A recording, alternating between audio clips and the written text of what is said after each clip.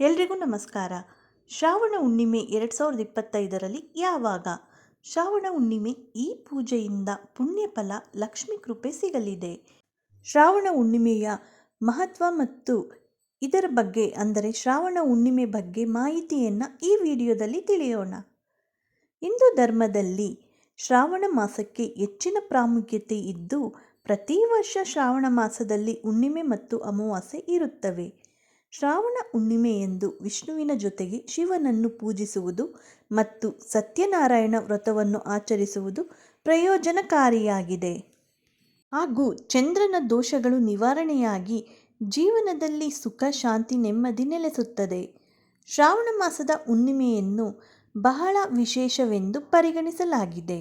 ಈ ದಿನ ದಾನ, ನದಿ ಸ್ನಾನ, ಪಿತೃತರ್ಪಣ ಮಾಡಿದರೆ ಬಹಳ ಶುಭದಾಯಕ. ಅದರ ಜೊತೆಗೆ ಈ ದಿನ ಚಂದ್ರನನ್ನು ಪೂಜಿಸಿ ಬಡವರ ಮತ್ತು ನಿರ್ಗತಿಕರಿಗೆ ಆಹಾರ ಮತ್ತು ಬಟ್ಟೆಗಳನ್ನು ದಾನ ಮಾಡುವುದರಿಂದ ಚಂದ್ರದೋಷ ನಿವಾರಣೆಯಾಗುತ್ತದೆ.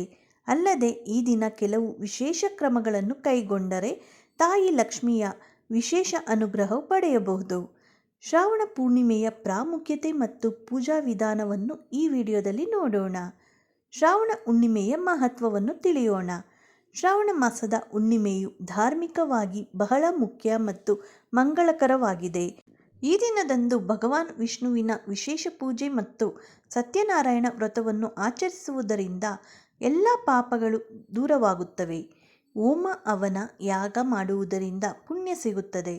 ದೇವರನ್ನು ನಿಯಮಾನುಸಾರವಾಗಿ ಪೂಜಿಸುವುದರಿಂದ ದೇವರು ಮನೆಯಲ್ಲಿ ಸುಖ, ಶಾಂತಿ, ಸಮೃದ್ಧಿಯನ್ನು ದಯಪಾಲಿಸುತ್ತಾನೆ.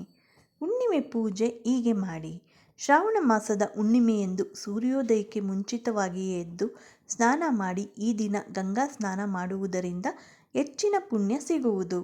ನಿಮಗೆ ಗಂಗಾ ನದಿಯಲ್ಲಿ ಸ್ನಾನ ಮಾಡಲು ಸಾಧ್ಯವಾಗದಿದ್ದರೆ ಸ್ನಾನದ ನೀರಿನಲ್ಲಿ ಸ್ವಲ್ಪ ಗಂಗಾಜಲವನ್ನು ಹಾಕಿ ಸ್ನಾನದ ನಂತರ ಸೂರ್ಯದೇವರಿಗೆ ನೀರನ್ನು ಅರ್ಪಿಸಿ ಹಾಗೆಯೇ ಸೂರ್ಯದೇವಾಯ ನಮಃ ಎಂಬ ಮಂತ್ರವನ್ನು ಹೇಳಬೇಕು, ಅಂದರೆ ಜಪಿಸಬೇಕು. ಇದರ ನಂತರ ಶುದ್ಧವಾದ ಮಣೆಯ ಮೇಲೆ ಅಂದರೆ ಹಲಗೆಯ ಮೇಲೆ ಕೆಂಪು ಅಥವಾ ಹಳದಿ ಬಟ್ಟೆಯನ್ನು ಹರಡಿ ಮತ್ತು ವಿಷ್ಣುವಿನ ವಿಗ್ರಹವನ್ನು ಪ್ರತಿಷ್ಠಾಪಿಸಿ ಅವನಿಗೆ ಅಂದರೆ ಭಗವಾನ್ ವಿಷ್ಣುವಿಗೆ ಧೂಪ, ದೀಪ ಮತ್ತು ನೈವೇದ್ಯವನ್ನು ಅರ್ಪಿಸಿ.